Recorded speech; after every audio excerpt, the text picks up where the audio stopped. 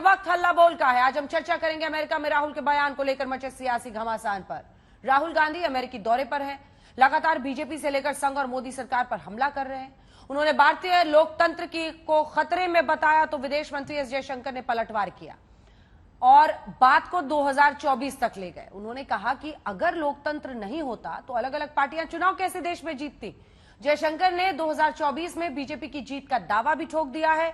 दिलचस्प है कि राहुल गांधी अमेरिका जाकर लोकतंत्र पर सवाल उठा रहे हैं तो पीएम मोदी 21 जून को अमेरिका में हिंदुस्तान का दम दिखाने पहुंच रहे हैं। आप मेरे एक तरफ देख रहे हैं कि अमेरिका में राहुल गांधी ने क्या क्या बयान दिया है। कांग्रेस के पूर्व अध्यक्ष ने कहा कि PM Modi rear view mirror देखकर देश की गाड़ी चला रहे हैं। साथ ही उन्होंने यह भी कहा कि भारत में गोडसे और गांधी के बीच की जंग चल रही है। राहुल ने पीएम मोदी पर हमला करते हुए यह भी कहा कि वो अगर भगवान के साथ बैठे तो उन्हें ब्रह्मांड चलाना सिखा देंगे। दूसरी तरफ आप देख रहे हैं अब तक किस किस प्रधानमंत्री ने अमेरिकी संसद को संबोधित किया है। पीएम वहां पर पहुंचने वाले हैं। 22 जून को पीएम मोदी अमेरिकी संसद को संबोधित करेंगे। 2 बार अमेरिकी जो संसद है उसको संबोधित करने वाले वो पहले देश के प्रधानमंत्री होंगे। साथ ही पीएम मोदी दुनिया के उन 4 नेताओं में शुमार हैं जिन्होंने 2 या उससे ज्यादा बार अमेरिकी संसद को संबोधित किया है। आज हम तमाम सवालों पर टक्कर करेंगे, लेकिन उससे पहले ये रिपोर्ट। शहजाद पूनावाला हमारे साथ भारतीय जनता पार्टी की तरफ से स्टूडियो में आ गए हैं। कांग्रेस की तरफ से संजय निरुपम हमारे साथ चर्चा में शामिल होंगे, लेकिन उससे पहले ये रिपोर्ट।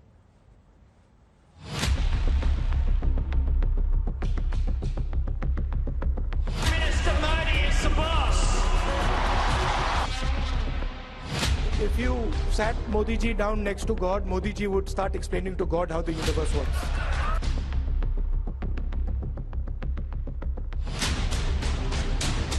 विदेश में राहुल गांधी ने साधा प्रधानमंत्री नरेंद्र मोदी पर निशाना और विदेश से देश लौटे विदेश मंत्री एस जयशंकर ने दाग दिया राहुल पर सियासी गोला। कहा उनकी विश्वसनीयता नहीं बची। अगर देश में लोकतंत्र नहीं होता तो कोई दूसरी पार्टी चुनाव कैसे जीतती। 2024 में जीत का दावा भी लगे हाथ विदेश मंत्री ने कर दिया। उनकी आदत है कि वो जब बाहर जाते हैं कि वो देश की आलोचना करते हैं, हमारी राजनीति के बारे में टिप्पणी करते हैं। अब दुनिया हमें देख रही है और दुनिया क्या देख रही है? दुनिया देख रही है कि इस देश में चुनाव होते हैं। चुनाव में कभी एक पार्टी जीतती है, कभी दूसरी पार्टी जीतती है। तो अगर देश में डेमोक्रेसी नहीं है तो ये ऐसा परिवर्तन तो आना नहीं चाहिए ना। हर चुनाव का रिजल्ट एक ही होना चाहिए। वैसे 24 का चुनाव रिजल्ट तो वही होगा, हमें पता है। राहुल गांधी अमेरिकी दौरे पर हैं। उन्होंने कई बार सरकार और पीएम मोदी पर निशाना साधा। आरोप लगाया था कि रेयर व्यू मिरर में देखकर देश की गाड़ी चला रहे हैं पीएम और देश में गांधी वर्सेस गोडसे की जंग चल रही है। If you sat Modi ji down next to God, Modi ji would start explaining to God how the universe works. Right? Yes, and God would get confused that what have I created? Imagine if the only thing you did was look in the rear view mirror. And it's the same idea with the BJP, with the RSS, all of them. You listen to them. You listen to their ministers. You listen to the Prime Minister. You will never find them talking about the future. There is a fight going on back home. A fight between 2 ideologies. One that we represent, and the other, of course, that the BJP and the RSS represents. I think the simplest way to describe this fight is on one side you have Mahatma Gandhi, and on the other side you have Nathuram Godse. प्रधानमंत्री नरेंद्र मोदी 21 से 24 जून तक America के सरकारी दौरे पर हैं और उनकी मेजबानी राष्ट्रपति बाइडेन और जिल बाइडेन करेंगे। हाल ही में जब एक पत्रकार ने अमेरिका में भारत के लोकतंत्र को लेकर व्हाइट हाउस में राष्ट्रीय सुरक्षा परिषद के कोऑर्डिनेटर जॉन किर्बी से सवाल किया तो उन्होंने कहा कि भारत एक जीवंत लोकतंत्र है, दिल्ली जाइए और खुद देख लीजिए। इससे पहले ब्रिटेन में राहुल ने भारत में लोकतंत्र की स्थिति को लेकर सवाल पूछे थे। I can guarantee you that the same way you're feeling attacked, I can guarantee you my Sikh brothers are feeling the same thing. I can guarantee you my Christian brothers are feeling the same, sisters are feeling the same thing. India is a vibrant democracy. Anybody that happens to go to New Delhi can see that for themselves. It isn't only one incident, however egregious it may be. I think there is a larger underlying issue about the space which is given to separatists, to extremists, to people who advocate violence. And I think it's not good for the relationship, and I think it's not good for Canada.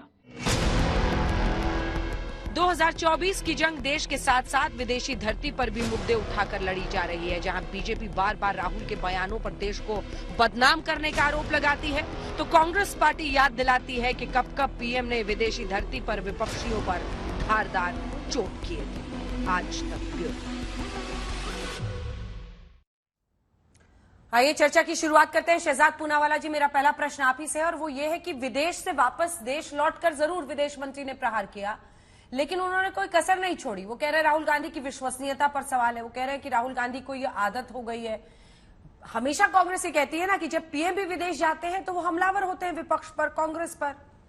देखिए, ऐसा है, भारतीय संस्कृति का हिस्सा तो ये है कि जब अगर अपने पिता से या परिवार से कोई शिकायत होती है तो हम पड़ोसी को जाकर शिकायत करना नहीं शुरू करते। पर कुछ लोग आदतन या फितरतन या मजबूरन इस प्रकार से हैं कि जब भारत की बड़ाई की बात होती है, चाहे वो मॉर्गन स्टैनली की रिपोर्ट है 7.2 का इन्फ्लेशन जीडीपी का ग्रोथ रेट हो, चाहे वो सबसे लोएस्ट इन्फ्लेशन रेट हो, पूरी दुनिया वाहवाही करती है भारत की, तो कुछ लोग भारत बदनामी ब्रिगेड बन जाते हैं और कहते कहते क्या कह जाते हैं, कहते हैं कि instruments of democracy BJP RSS के साथ है। मतलब भारतीय लोकतंत्र पर तब सवाल जब हिमाचल और कर्नाटका का चुनाव खुद जीतते हैं और हर रोज शाम को 6 बजे हल्ला बोल पर इसी का डंका बजाते रहते हैं। तो क्या इंस्ट्रूमेंट ऑफ डेमोक्रेसी हमारे पास था तो चुनाव कैसे जीत गए? फिर कहते हैं कि न्याय प्रणाली पर ही सवाल है क्योंकि मुझे दोषी पाया गया। बताइए, अगर उनके पवन खेड़ा को राहत मिलती है तो जुडिशरी ठीक होती है, अगर राहत नहीं मिलती है और दोषी पाए जाते हैं तो जुडिशरी पर सवाल खड़े करते हैं। और करते करते भारत के संस्कृति को भी नहीं बख्शते, अरे सेंगोल से भी आपत्ति दर्ज करते हैं और दंडवत प्रणाम पर भी सवाल खड़े करते हैं। कम से कम हमारे साथ संजय निरुपम जी है।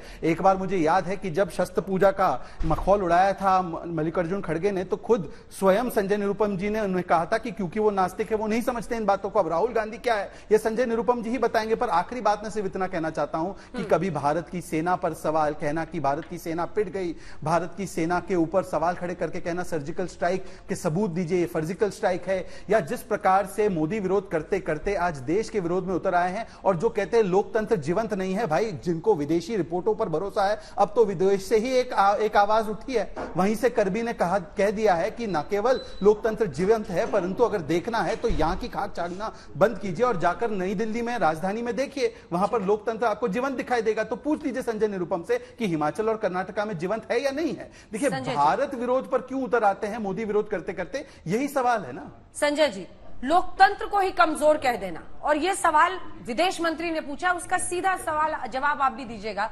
वो कह रहे हैं फिर कई राज्यों में जो ऑपोजिशन की पार्टी, कांग्रेस पार्टी जीती अभी 2 राज्यों में, वो कैसे जीतती है अगर लोकतंत्र, इलेक्शन कमीशन सब बीजेपी की जेब में है? देखिए, 3 महत्वपूर्ण बातें हैं। पहली बात तो यह है कि ये एक ट्रेंड सा है। राहुल गांधी कहीं भी कुछ भी बोलेंगे तो पूरे बीजेपी में एक तरह से कोहराम मच जाता है, आग बबूला करने लगते हैं लोग। तो विदेश में बोले या देश में बोले, पूरी भारतीय जनता पार्टी, कांग्रेस के कार्यकर्ता, कांग्रेस के नेताओं से ज्यादा बीजेपी के नेता और कार्यकर्ता राहुल गांधी के भाषणों को सुनते हैं और उनके बाद उनके बयानों को तोड़ मरोड़ करके पेश करते हैं जस्ट राहुल गांधी को बदनाम करने के लिए। ये एक पक्ष है। हाँ, विदेशी धरती पे बोलना चाहिए कि नहीं बोलना चाहिए, वो तो हमने जयशंकर जी का बयान केप टाउन में ही सुन लिया था कि मैं आता हूं इंडिया और बताता हूं इनको। मतलब जैसे धमकाने वाले अंदाज में इस देश का विदेश मंत्री विदेशी धरती से इस देश के एक प्रमुख विपक्षी नेता को जिस तरीके से धमकाता है, वो अपने आप में बहुत ही शर्मनाक लगा। बहुत ही लगा कि एक राजनीतिक व्यक्ति को इस तरह की बात नहीं करनी चाहिए, कम से कम कूटनीतिक व्यक्ति को इस तरह की बात नहीं करनी चाहिए। लेकिन जयशंकर जी आते ही अपनी बात कहने लगे। अब मुद्दा इतना है कि लोकतंत्र मतलब सिर्फ चुनाव जीतना और हारना नहीं होता ना। लोकतंत्र मतलब लोकतांत्रिक परंपराओं का एक पालन, लोकतांत्रिक परंपराएं जीवंत हैं क्या? इस देश में जिस तरीके से एक एक नफरत का माहौल बना हुआ है, जिस तरीके से समाज के एक वर्ग को प्रताड़ित करने का माहौल बना हुआ है, जिस तरीके से फ्रीडम ऑफ स्पीच को दबाने की कोशिश की जा रही है, जिस तरीके से संविधान और कानून का कोई मतलब नहीं रह गया है इस सरकार के रहते, जिस तरीके से हमारे देश की महिला पहलवान रस्ते पे हैं, उनको कुचला जा रहा है, वो अपने यौन शोषण के खिलाफ बोल रही हैं और उसको नहीं सुना जाता और सुनते सुनते कई महीने निकल जाते हैं। तो ऐसे में कहीं ना कहीं ये बात बोलने का एक मजबूरी, एक मतलब कंपल्शन है कि आपको बताना पड़ेगा, आपको बोलना पड़ेगा। अब रह गई बात राहुल गांधी ने विदेश में क्यों बोला। जो बातें राहुल गांधी देश में बोलते हैं वही बातें विदेश में बोलते हैं। ये तो संभव नहीं है। जब आप वसुधैव कुटुंबकम की बात कर रहे हैं, जब ग्लोबल विलेज की बात कर रहे हैं, जब पूरी दुनिया एक हो गई है, तो यहां पर बोले कि मोदी सरकार का कामकाज अच्छा नहीं है और विदेशों में जाके कैसे बोल सकते हैं कि मोदी सरकार का कामकाज बहुत अच्छा है। यह भेदभाव क्यों करना। मुद्दा यह है कि क्या राहुल गांधी ने जो बोला वो गलत था क्या, इस पर भारतीय जनता पार्टी कुछ नहीं बोल रही है। राहुल गांधी का जो स्टेटमेंट था, चाहे मोदी सरकार के बारे में, मोदी जी के अपने कामकाज के बारे में या लोकतांत्रिक परंपराओं के पालन के बारे में, जो भी बातें राहुल गांधी जी ने अमेरिका में कही है, चाहे स्टैनफोर्ड की मीटिंगों में कही या फिर रूजवेल्ट हाउस में कही या फिर जो नेशनल जो प्रेस क्लब है उसमें जाकर कही या फिर एक पब्लिक मीटिंग में सारी बातें कही, वो सारी बातें कहीं ना कहीं हिंदुस्तान में जो कुछ हो रहा है वो रिफ्लेक्ट होंगी। अच्छा, आज पहली बार नहीं हुआ है। प्रधानमंत्री जी ने पूरी दुनिया में जाकर के पिछली सरकारों को कितना कोसा है। तब जयशंकर कहां थे, तब जयशंकर क्यों नहीं कुछ बोलते थे। प्रधानमंत्री जी ने कांग्रेस और कांग्रेस की सरकारों और कांग्रेस की नेताओं के बारे में पूरी दुनिया में जब जब मौका मिला सरेआम कोसा है। तब तो जयशंकर नहीं बोलते थे। अब रह गई बात राहुल गांधी की विश्वसनीयता। जयशंकर जो खुद एक चुनाव न लड़े हैं, न जीते हैं, न हारे हैं, वो राहुल गांधी की विश्वसनीयता पे सवाल करते हैं। उनको याद दिला दूं कि उनकी विश्वसनीयता का नतीजा था कि कर्नाटक में एक जबरदस्त तरीके से कांग्रेस पार्टी जीती है। राहुल गांधी ने कितना कैंपेन किया कर्नाटक में, शायद जयशंकर जी को पता नहीं होगा, क्योंकि वो एक बहुत रेगुलर किस्म के पॉलिटिशियन नहीं है, वो तो एक रिटायर्ड ब्यूरोक्रेट है और अभी अभी मोदी जी की कृपा से विदेश मंत्री बन गए हैं। तो जयशंकर जी राहुल गांधी की विश्वसनीयता पे सवाल, बीच में मत बोलो भाई। राहुल गांधी जी की विश्वसनीयता पर सवाल पूछने के बजाय कहीं ना कहीं जयशंकर जी को अपने आस्तीन में झांकना चाहिए, अपनी कमीज में झांकना चाहिए, अपनी हैसियत समझना चाहिए। और अगर जयशंकर जी को अपनी हैसियत का अंदाज नहीं है तो विपक्ष के एक इतने बड़े नेता के बारे में यह कहना कि इनकी आदत सी हो गई है, यह सरासर आपत्तिजनक है। एक बहुत ही धीर, गंभीर और समझदार किस्म के नेता है राहुल गांधी, और उन्होंने अमेरिका में न्यूयॉर्क में जाकर के जो बातें कही वो निश्चित तौर पर हिंदुस्तान में जो हो रहा है उसका रिफ्लेक्शन है। कभी इमरजेंसी के जमाने में भी। ठीक है संजय जी, खबर इस वक्त आ रही है, आपको रोक रही हूँ। बीजेपी के 2 नेताओं ने राहुल गांधी को चिट्ठी लिखी है। ये तस्वीर उस चिट्ठी की देख रहे हैं आप। पूनम महाजन और राज्यवर्धन राठौर ने ये चिट्ठी लिखी है। अमेरिका में बयान को लेकर राहुल गांधी पर यह हमला किया है। मोहब्बत की दुकान के नाम पर नफरत फैला रहे हैं। इसमें कुछ सवाल किए गए हैं, कुछ बिंदुओं पर लिखा गया है। बीजेपी नेताओं की चिट्ठी में 1984 दंगों की चर्चा की गई है। आप उनकी बातों का भी जवाब दीजिए और क्या है, क्योंकि जो मुख्य बिंदु है, कांग्रेस के राज में ही सबसे अधिक दंगे हुए और नफरत की दुकानें सजाई गई, ये पहला बिंदु लिखा गया है। दूसरा, नेहरू गांधी परिवार ने कांग्रेसी नेताओं के साथ किस प्रकार की बदसलूकी की। तीसरा बिंदु लिखा है, आपके परिवार ने अपने ही रिश्तेदारों से किस प्रकार का अमानवीय बर्ताव किया। देश की महान विभूतियों के प्रति आपके परिवार की नफरत आज भी प्रकट होती है। इस चिट्ठी का क्या मतलब है। मोहब्बत को कोट करके फिर नरसंहार को ला रहे हैं, क्या कहना की कोशिश कर रहे हैं इस चिट्ठी के जरिए। शहजाद जी, देखिए ऐसा है अंजना जी, आपको भी पता होगा कि मोहब्बत कोई ऐसी वस्तु नहीं है जिसको खरीदा जा सकता है किसी भी दुकान में। मोहब्बत तो एक भाव होता है, परंतु जिन्होंने नफरत का शॉपिंग मॉल और मेगा मॉल सजा कर रखा है उनसे पूछना चाहते हैं। संजय जी, मैं लौट रही हूँ आपके पास, उनसे पूछना चाहेंगे, नफरत के मेगा मॉल में ये पूछना चाहेंगे कि जब 84 का नरसंहार होता है और एक प्रधानमंत्री कहते हैं बड़ा पेड़ गिरता है धरती हिलती है, तो ये मोहब्बत की दुकान के तहत है। जब सज्जन कुमार और जगदीश टाइटलर को आज भी संरक्षण देने का काम होता है तो क्या ये मोहब्बत की दुकान के तहत है। जब हाशिमपुरा, नेल्ली, भागलपुर, मीरठ, मलियाना, मुजफ्फरनगर ये सारे दंगे कांग्रेस की देखरेख में होते हैं और इनके अपराधियों को कभी पकड़ा नहीं जाता, तो ये मोहब्बत की दुकान है या ये नफरत का मेगा मॉल है। और मुझे तो याद है कि मुंबई के दंगों में ये स्वयं संजय निरुपम जी थे जिन्होंने उद्धव सेना पर और उनके स्वर्गीय पिताजी पर गंभीर सवाल कृष्ण रिपोर्ट के द्वारा उठाए गए थे। आज उन्हीं के साथी बन चुके हैं मुस्लिम लीग, जो किस प्रकार के वक्तव्य देती है, शरिया कानून को लागू करना चाहती है, ट्रिपल तलाक कानून का विरोध करती है, वो मोहब्बत की दुकान में आ जाते हैं। तो नफरत कौन फैला रहा है, इनसे जरा पूछ लीजिए। और आखिरी बात देखिए, मैं इनसे पूछना चाहता हूं, उन्होंने कहा कि राहुल गांधी के बयान को तोड़ मरोड़ के पेश किया जाता है भाजपा की तरफ से। मैं एक बयान सुनाना चाहता हूं, चाहे देश में हो या विदेश में हो, कौन ऐसा बयान देता है। जो हमारे जवानों को अरुणाचल प्रदेश में पीट रहे हैं, जो हमारे जवानों को अरुणाचल प्रदेश में पीट रहे हैं, मैंने कहा हिंदुस्तान की प्रेस मुझसे चाइना के जवान हमारे जवानों को पीट रहे हैं, ये कहना क्या आपके लिए स्वीकार्य है? इसमें क्या तोड़ा है, क्या मरोड़ा है? और कहते कहते राहुल गांधी तो ये भी बोल गए कि 1980 के दशक में ही दलितों के खिलाफ उत्पीड़न और अत्याचार हो रहा था। 80 के दशक में किसकी सरकार थी वो आप बता दीजिएगा मुझे। पर हाँ, आखिरी बात उन्होंने ये भी कही कि किस प्रकार से साउथ अफ्रीका में भारत की आजादी की लड़ाई शुरू हुई। इसका मतलब जो 1857 की युद्ध लड़ाई थी, पहला स्वतंत्रता संग्राम था, जिसमें तात्या तोपे, नाना साहेब, रानी लक्ष्मीबाई और तमाम वो लोग विभूतियां मौजूद थे, क्या उनके योगदान को नकारा नहीं है? तो हम इसीलिए कहते हैं कि मोदी का विरोध करते करते भारत के अपमान पर उतर आते हैं राहुल गांधी। इसका प्रमाण मैंने आपको दिया है। संजय जी, और चिट्ठी पर भी आपकी प्रतिक्रिया। अंजना जी, दो बातें महत्वपूर्ण हैं अब इसमें जी। इन चिट्ठियों में एक मुद्दा उठाया गया है जो बार बार भारतीय जनता पार्टी उठाती है, और वह है कि 1984 के सिख विरोधी हिंसा।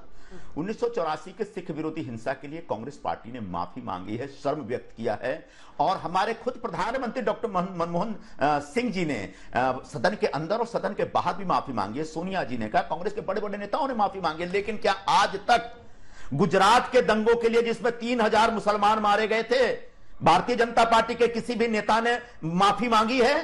शहजाद पूनावाला खुद मुसलमान है, कभी पलट करके पूछो, जिन आकाओं के अंदर आप काम करते हो, उन आकाओं से पूछो कि कभी गुजरात में इतना बड़ा रक्तपात हुआ, उसके लिए मोदी जी ने माफी मांगी क्या?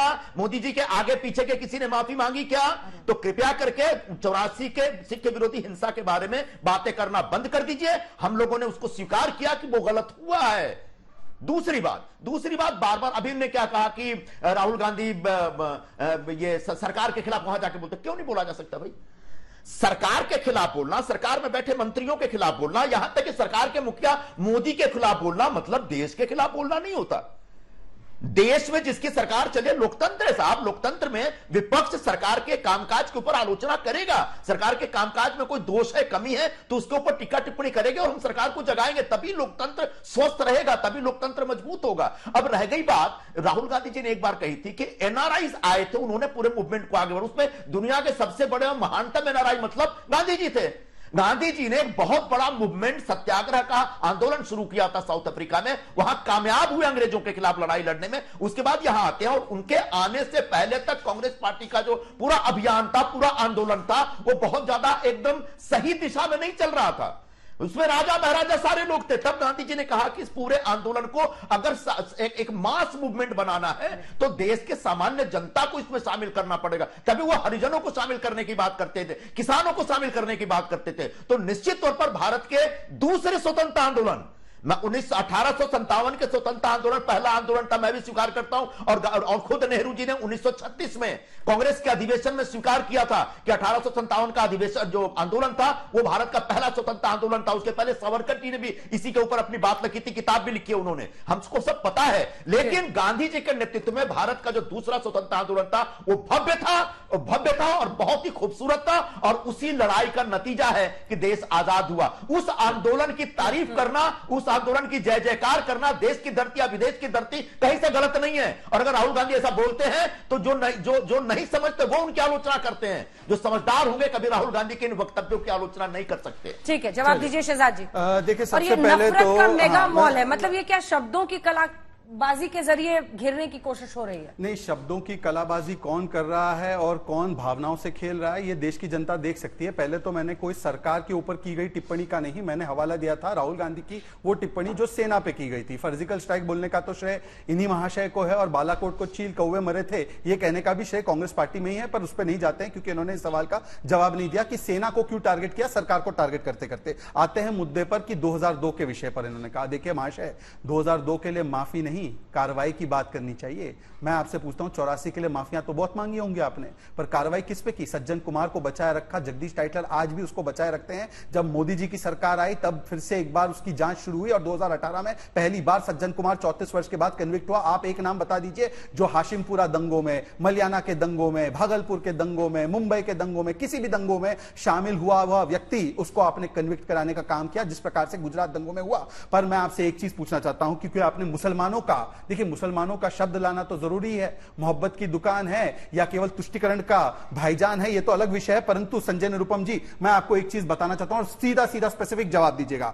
ये आपके नए नए साथी जिनको आपने सेकुलरिज्म के एक प्रकार से बैप्टिज्म से उनको पावन पाक किया है, संजय निरुपम कहते हैं, इंडिया टुडे की रिपोर्ट है, मुस्लिमों के अधिकारों को, वोटिंग अधिकारों को रिवोक करना चाहिए। यही नहीं, उन्होंने तो कहा है कि हमने बाबरी को 17 मिनट में ढाने का काम किया था। यह उनका 2 वक्तव्य है इस पर, क्योंकि आपने मुसलमानों की बड़ी चिंता जाहिर की। अब बताइए कि आप स्टैंड के साथ है, यदि नहीं है तो ऐसी पार्टी को कौन सी सेकुलरिज्म की वॉशिंग मशीन में धोकर आज कांग्रेस पार्टी उनमें मोहब्बत की दुकान देख रही है? संजय जी स्पेसिफिक बताना। ऐसा है जिस भारतीय जनता पार्टी का पहला सहयोगी दल वर्षों तक शिवसेना रही है, जिसके साथ पार्लियामेंट ये म्युनिसिपैलिटी से लेके महाराष्ट्र सरकार तक और उसके बाद दिल्ली की सरकार में, वाजपेयी जी के जमाने में, मोदी जी के जमाने में, यहां पर फडणवीस के जमाने में या फिर मनोहर जोशी के जमाने में हमेशा भारतीय जनता पार्टी शिवसेना के साथ मिलकर काम करती थी। तब ये सब सवाल नहीं उठते थे। क्या एक बार भी फडणवीस जी जब मुख्यमंत्री बने तब आप उनको तो शिवसेना सांप्रदायिक जो कहते थे। मुंबई के दंगों में जिसका हाथ होने की बात कही जा रही है, और दूसरी बात श्री कृष्ण संजय आयोग की भाई, रिपोर्ट को लेकर मुसलमानों के का बड़ी वोटिंग आंसू बह अधिकार रहे हैं समाप्त और किया बड़े जाए, ये दिल में मोहब्बत दर्द की हो रहा दुकान है। एक मिनट, बीच में मत बोलो, बीच में नहीं, बीच में नहीं, प्लीज वोटिंग राइट्स पर जो संजय राउत का बयान था उस पर, लेकिन बीच में नहीं, छोटे लेवल पे मत आइए। बोले हाँ, संजय राउत के कहा वोटिंग राइट्स आगे की वापस बात लेनी यह है कि चाहिए। अगर श्री कृष्ण आयोग की ये बयान रिपोर्ट, वो दिखा रहे हैं। हाँ। अगर श्री कृष्ण आयोग की रिपोर्ट, अगर श्री कृष्ण आयोग की रिपोर्ट को लेकर इनकी आंखों से इतने आंसू बह रहे हैं, इनके दिल में दर्द हो रहा है, तो जाके पलट करके फडणवीस जी से पूछिए कि जब आप 5 साल मुख्यमंत्री थे तो श्री कृष्ण आयोग की रिपोर्ट की अनुशंसाओं को लागू करने से क्यों कतरा रहे थे? यानी जब तक आपके पास शिवसेना थी तब तक शिवसेना महान पार्टी है, साफ सुथरी पार्टी है, सेकुलर पार्टी है, हमारे विचारों की पार्टी है, समविचारी पार्टी है। शिवसेना आपके धोखेबाजी से त्रस्त होकर आपको छोड़ के चली जाती है, तो शिवसेना की सारी बुराइयों को आप निकाल रहे हैं और बोलते हैं कि सेकुलरिज्म का वॉशिंग मशीन है। जी नहीं, शिवसेना ने अपनी बातें समय समय पर रखी है, जो हर बात से कांग्रेस सहमत हो जरूरी नहीं है, लेकिन कई बार आपको एक चुनावी, हाँ बहुत बड़े जानकार हैं, मैं आपका जवाब देने का लायक नहीं हूं साहब, हम लोग छोटे लोग हैं, आप लोग बहुत बड़े बड़े प्रवक्ता हैं, तो माफ करिए, हम आपके हर बात का जवाब देने के लिए यहां पर नहीं बैठे हुए हैं। रह गई बात दिल्ली दंगों के कुछ अभियुक्तों के बारे में। अब दिल्ली दंगों के अभियुक्तों को फांसी पे चढ़ाने का काम कांग्रेस तो नहीं करेगी, वो अदालत का काम है। और अदालत जो भी जांच कमीशन बैठा था, जांच कमीशन की जो रिपोर्ट है, रिपोर्टों के आधार पर अदालत ने जब जिसको सजा सुनाई है उसने सजा भोगी है। और आगे भी आज बीजेपी की सरकार है, अदालत के ऊपर आपका एक अपना रुतबा चलता है, उस अदालत को बोल के जितने भी नाम आप ले रहे हैं सबको अंदर डलवा दीजिए, कांग्रेस पार्टी कभी भी बीच में नहीं आएगी। लेकिन बगैर अदालत के फैसले के आप कहते हैं टाइटलर को फांसी पे चढ़ा दो, मैं कैसे चढ़ाऊं? मेरी पार्टी कैसे चढ़ा सकती है भाई? आपके पास पूरी व्यवस्था, उस व्यवस्था का इस्तेमाल करिए। और इतना ज्यादा 84 के दंगों की चिंता है तो उसमें जितने भी अभियुक्त टाइप के लोग हैं, तमाम अभियुक्तों, तमाम आरोपियों को सजा देने का काम करिए। कांग्रेस पार्टी आपके साथ रहेगी, क्योंकि हम भी चाहते हैं कि लोग मारे गए थे उनके साथ अन्याय हुआ था। संजय जी, दूसरा बताइए कि आप लोग लगातार ये सब सवाल उठा ही रहे हैं कि वो नफरत फैला रहे हैं, तो चिट्ठी लिखने का क्या मतलब है? किसको चिट्ठी लिखी? मतलब ये राहुल जी को पोस्ट करेंगे, उनके घर पहुंचवाएंगे, चिट्ठी क्यों लिखी है? देखिए ऐसा है, जिनको परिवारवाद के मोतियाबिंद ने और जो आपातकाल के उपज है उनको अगर लेटर से बात समझ आती है तो समझ आती है, अगर उनको करबी की जुबान समझ आती है तो करबी की जुबान समझे। तो हिंदी में भी है और एक अंग्रेजी का भी बयान आ चुका है। अब उनको जो भी पसंद है, जिस भाषा में उनको ज्यादा समझ है, जिस भाषा में उनकी ज्यादा पकड़ है, उस भाषा में उसको समझे। परंतु मैं इनको केवल इतना पूछना चाहता हूं, देखिए संजय निरुपम जी, आप तो मुझसे बहुत बड़े हैं, आपने तो बहुत, आप संपादक भी रहे दोपहर के सामना के एक समय पर, मुझे याद है। आपको तो मैंने केवल एक सिंपल सवाल पूछा था कि मुसलमानों का, अभी आपने यहां पर राग अलापा था, तो मुसलमानों के वोटिंग अधिकारों को छीनने वाले संजय राउत आज आपकी मोहब्बत की दुकान में सबसे बड़े शॉपकीपर है, तो उनको आप शॉपकीपर रखना चाहते हैं या उनको शॉप से बाहर निकालेंगे? पर उसका जवाब नहीं आया। चलिए छोड़िए, आपने कहा कि कोर्ट का काम है कन्विक्ट करना, हमारा काम थोड़ी है। परंतु भाई साहब, महाशय, देखिए मैंने अभी आपको नहीं बोला, आप तो बड़े प्रवक्ता हैं भाई साहब, आप संजय मुझसे जी, वरिष्ठ भी लास्ट में उन पूरा हैं, कर सभी लें। तरीके से अपने वरिष्ठ हैं आप points बोल मुझसे। लें, अपने नहीं, points जवाब बोल मैं लें। तो केवल इतना कह ठीक रहा है, हूं, इसके बाद मैं लौट रही हूँ तुरंत तो संजय। महाशय मैं आपसे केवल इतना पूछना हूं संजय भाई कि बता दीजिए कि आज जब जगदीश टाइटलर जिनके ऊपर कोर्ट ने केस स्थापित करने का काम किया है वो आपकी पार्टी में है, तो आपकी पार्टी तो उनको निकालना तो दूर बदउन्नत करती है, उनको सीडब्ल्यूसी में लेती है, दिल्ली के एमसीडी के चुनाव में बनाकर रखती है, उनको भारत जोड़ो यात्रा में ले लेती है। तो बताइए जगदीश टाइटलर को आप पार्टी से कब निकालिएगा? उनके ऊपर तो आरोप भी तय कर दिए गए हैं सीबीआई के द्वारा, पर उस पर भी आपका कोई स्टैंड नहीं होता है। आपने किस प्रकार की जांच करवाई? रंगनाथ मिश्रा को कमीशन में बिठाया और उसी वक्त उन्होंने क्लीन चिट जैसे दी तो उनको राज्यसभा और किस किस कमीशन में पहुंचाया, यह पूरे देश ने देखा है। इसीलिए मैं आपसे पूछता हूं कि देखिए यह नफरत का मेगा मॉल है, मोहब्बत की दुकान नहीं है। इसीलिए आप एक भी नाम 84 के दंगों का नहीं बता पाए जिसको आपने सजा दिलवाई। और आखिरी में एक बात कहूंगा, इन्होंने कहा कि हमने तो केवल तारीफ की थी महात्मा गांधी के जन आंदोलन और किसी का अपमान नहीं किया। तो मुझे बताइए ना कि यह कहना क्या जरूरी था कि उससे पहले जिसका भी योगदान था वो असली योगदान नहीं था, केवल योगदान जो था वो साउथ अफ्रीका के बाद शुरू हुआ। अच्छा चलिए यही कहा उन्होंने, कहा कि आजादी की लड़ाई शुरू हुई, ये कहा उन्होंने। आजादी की लड़ाई कब शुरू हुई? ये 1857 का उन्होंने और जिक्र उन्होंने नहीं किया, कब लेकिन कहा? जब एक सेकंड देखिए अंजना जी, उन्होंने आजादी ये नहीं कहा कि उससे पहले कुछ नहीं हुआ, ये सेंटेंस तो नहीं आप था। मुझे कोर्ट बता गलत दें, नहीं उन्होंने बोला। ये नहीं कहा ना, तो उनको एक बार पूछ लीजिए कि एक बार आज जब भगवान बिरसा मुंडा के जन्म दिवस को आजादी के अमृत महोत्सव में हम जनजातीय गौरव दिवस के रूप में मनाते हैं 15 नवंबर का, एक इन्होंने ट्वीट और पोस्ट किया है कभी भगवान बिरसा मुंडा के लिए? नहीं किया है। इनसे पूछे सरदार पटेल की इतनी ऊंची इमारत हमने, इतनी ऊंची प्रतिमा हमने खड़ी की, स्टैच्यू ऑफ यूनिटी, एक बार गए हैं वहां पर? नहीं गए। वो क्या नेताजी की स्टैच्यू पर गए हैं जहां पर कर्तव्य पथ पर लगाया है? नहीं गए। इसलिए मैं कहता हूं ये तो अपने खुद के जो कांग्रेस में नेता रहे उनका भी स्वीकारना इनको मंजूर नहीं है, क्योंकि केवल परिवार की भक्ति करनी है। चलिए ठीक है, इसका जवाब दीजिए, इसका जवाब दीजिए संजय जी। ऐसा है अंजना जी, मैंने दूसरे वक्तव्य में बात कही थी कि भले ही शिवसेना और कांग्रेस का अलायंस है, इसका मतलब शिवसेना और कांग्रेस एक दूसरे के तमाम विचारों से सहमत है, ऐसा नहीं है। तो संजय राउत हो या कोई भी हो, उनकी बहुत सारी ऐसी बातें हो सकती है, कांग्रेस पार्टी उससे सहमत नहीं है। हमारा एक मिनिमम प्रोग्राम है, मिनिमम कॉमन प्रोग्राम है, जिसके तहत हम लोगों ने हाथ मिलाया। मेरी भी, हमारे कांग्रेस पार्टी की भी कई बातों से शिवसेना सहमत नहीं होती है और कहीं ना कहीं उन बातों के ऊपर हमको कॉम्प्रोमाइज करना पड़ता है। ठीक है सर, आप सहमत नहीं है, कोई बात नहीं, तो आप मत सहमत रहिए। तो वैसे ही शिवसेना की हर बात से हम सहमत हो जरूरी तो नहीं है साहब। एक बात रह गई, बात बार बार मोहब्बत और नफरत की बात कर रहे हैं।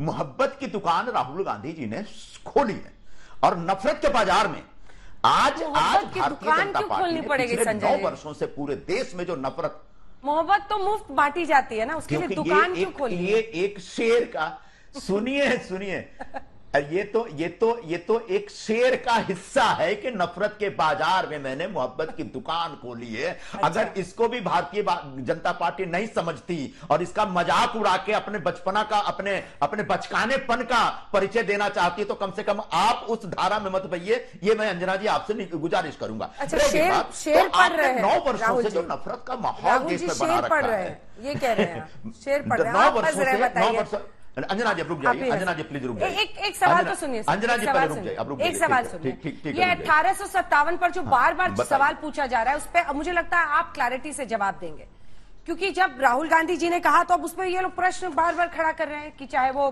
बिरसा मुंडा जी हो या फिर मंगल पांडे हो, रानी लक्ष्मीबाई हो, क्या इस इतिहास के उस हिस्से को पूरी तरह से उन्होंने खारिज कर दिया? क्या लक्ष्य से कहा, उस पर आपका एक जवाब। ऐसा है अंजना जी, जब ये शहजाद भाई पैदा भी नहीं हुए होंगे ना, तब से बिरसा मुंडा की जय जयकार कांग्रेस पार्टी झारखंड में कर रही है, रांची में कर रही है। बिरसा मुंडा के नाम पे जो प्रोग्राम हमने बनाया, बिरसा मुंडा की मूर्तियां जो स्थापित की है, वो भारतीय जनता पार्टी के राज में नहीं हुआ। वो बिरसा मुंडा की मूर्ति हमने भी यहां पर मुंबई में लगा रखी है और वो भी कांग्रेस के जमाने में हुआ है। तो कृपया करके, आज आप नए मुसलमान हुए हैं इसलिए 150 बार नमाज पढ़ रहे हैं, तो आप पढ़िए, आपको मुबारक हो। लेकिन इन महापुरुषों को हम पहले से जानते और पहले से उनको आदर देते रहे हैं। आज आपने आदर देना शुरू किया, आपके ऊपर एक वोट पॉलिटिक्स की मजबूरी है। रह गई बात, आपने दूसरी बात क्या पूछी थी, आपने 1857, बहुत ही दिलचस्प बात है। 1857 का जो पूरा आंदोलन था उसको अंग्रेजों ने दबा दिया था। पता नहीं पता नहीं, सचमुच पता नहीं कि बिहार और पूर्वी उत्तर प्रदेश के लोग, खासकर पूर्वी उत्तर प्रदेश और बिहार का जो पूर्वांचल क्षेत्र है, उन क्षेत्रों में कितने लाख नौजवान मारे गए थे। उन लोग मार करके उनकी बॉडीज पेड़ों से लटका दिया गया था, उन्हें कुचल दिया था। यह सच है कि आजादी की लड़ाई का पहला आंदोलन 1857 में लड़ा गया था, जिसमें बाबू वीर कुंवर सिंह बिहार के थे और यहां से तात्या टोपे थे, रानी लक्ष्मीबाई थी, यहां तक कि हजरत महल थी।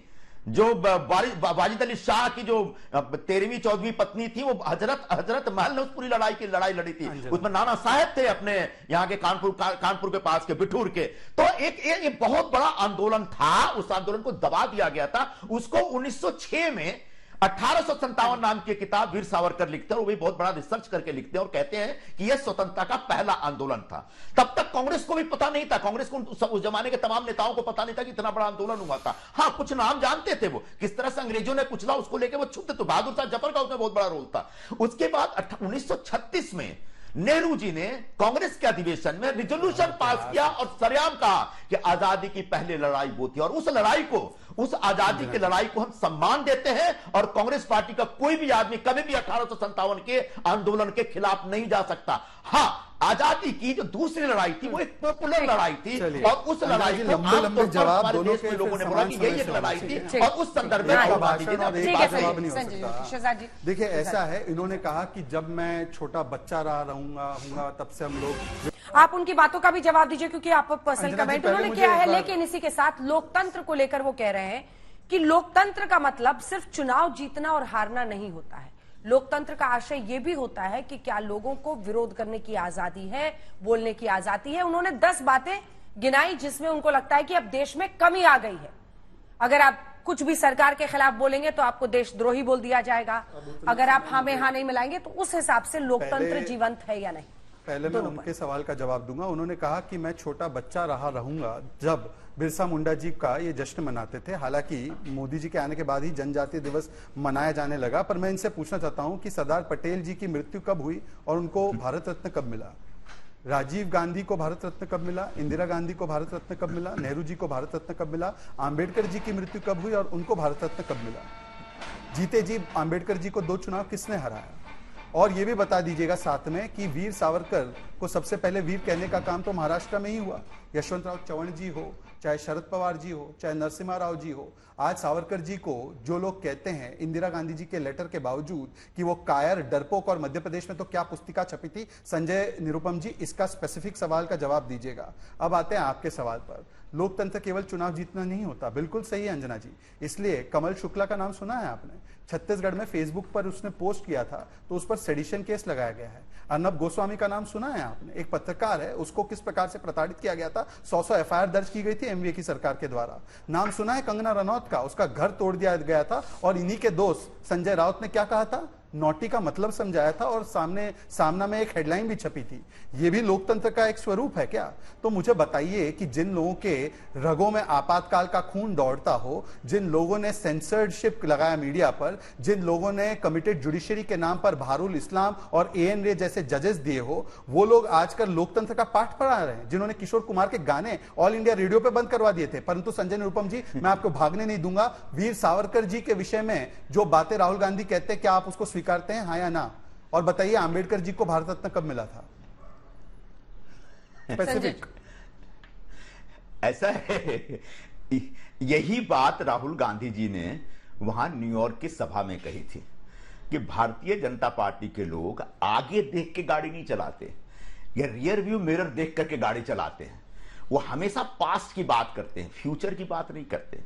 और जब भी उनकी किस गलती को अगर हाईलाइट करो या उनकी गलतियों के ऊपर टीका टिप्पणी करो तो बहुत पहले लेके चले जाएंगे। ये पूनावाला जी ने जो बातें कही, यही कितना पुराना टेप है, पिछले 9 साल से यही टेप चल रहा है। टेप बंद करो साहब, आप लोग कुछ नई बातें करो। 9 साल में तुम लोगों ने क्या किया, आपकी सरकार ने क्या किया, मोदी जी ने क्या किया, मोदी जी के मंत्रिमंडल ने क्या किया, मोदी जी के मंत्रियों ने क्या किया, आप हमको इसका जवाब दीजिए ना। 2016 में आपने क्या बोला था कि 2022 तक सबको घर मिलेगा, मिला क्या?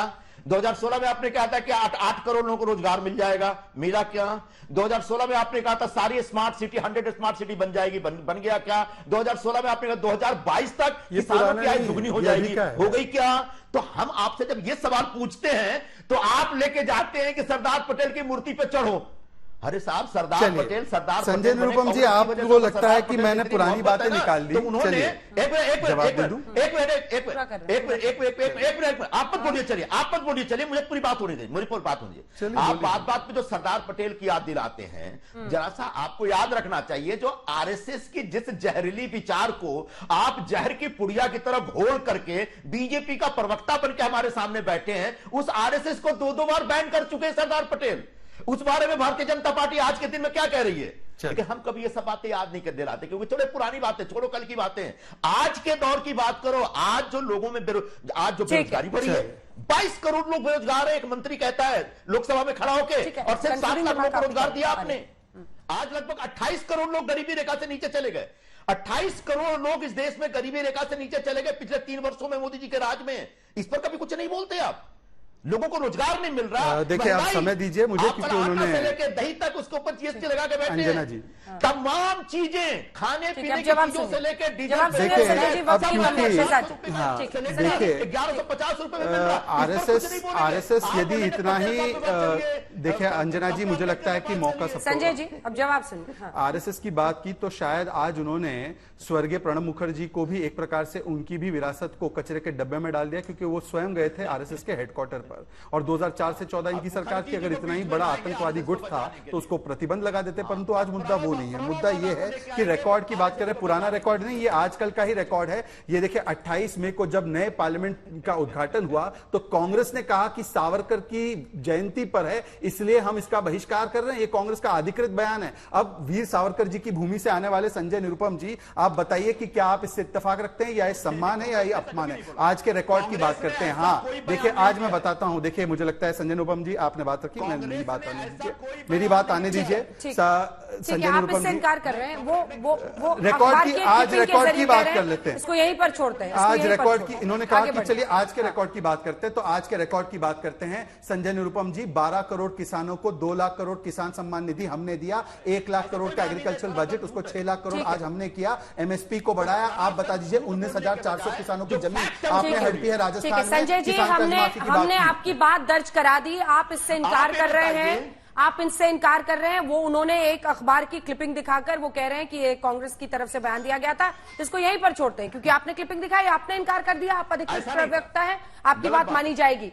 शहजाद जी, अब बात जो आगे कर रहे हैं उनको कर लेने दीजिए, उसके बाद से लौट रही हूं। चलिए आज की बात करते हैं। तो आज की बात करते हैं संजय निरुपम जी, ये तो बताइए कि हमने तो 12 करोड़ लोगों को टॉयलेट दिया, 11 करोड़ लोगों को के घर में नल से जल पहुंचाया, 70 एयरपोर्ट को आज 140 से ज्यादा एयरपोर्ट बनाया, डबल किया हाईवे और एक्सप्रेसवे। हमने आज जो है जिस प्रकार से 5 मेट्रो हुआ करती थी, आज 27 शहरों में मेट्रो है। परंतु आपने वादा दिया था 300 यूनिट फ्री देने का बिजली का हिमाचल में, वहां पर 22 पैसे आपने बढ़ा दिए। कर्नाटका में आपने 200 यूनिट फ्री देने का वादा किया था, वहां पर 2 रुपया 80 पैसा बेस्कॉम का और 70 पैसा बाकी लोगों का बढ़ा दिया। आप बताइए कि आपने किस प्रकार से हिमाचल में कहा था 1500 रुपए प्रति महिला को देंगे, कितने महिलाओं को दे दिया? और राजस्थान में किसान कर्ज माफी की बात की थी, हमने 12 करोड़ किसानों को 2 लाख करोड़ दिए। आप बताइए कि कितने किसानों की कर्ज माफी है राजस्थान में? चलिए ठीक है, ये वक्त हमें इतने की इजाजत देता है। आप दोनों का बहुत धन्यवाद हमारे साथ जुड़ने के लिए। एक दिन फिर नए सिरे से बहस करेंगे। शहजाद पूनावाला जी और संजय निरुपम जी, बहुत धन्यवाद आपका हमारे साथ हल्ला बोल में जुड़ने के लिए। तो राहुल गांधी ने विदेश में जो दिए थे बयान, उस पर विदेश मंत्री ने देश में आकर दिया है जवाब, कहा है कि उनकी विश्वसनीयता नहीं है। ठीक है।